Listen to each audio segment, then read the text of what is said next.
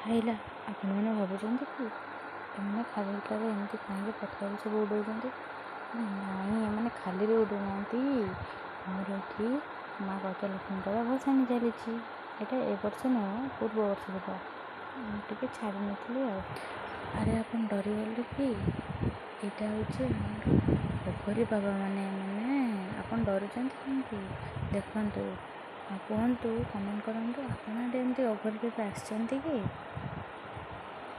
है एका तू ही रचेता स्वामी विनाशकारी आपी बट स्वांग रचे जो कभी मचलता मन नादान समझ मन माफ करती ध्यान बटे जो कभी विफलता पर वरदान में पग मेरा साफ कर ओड़ा मेरे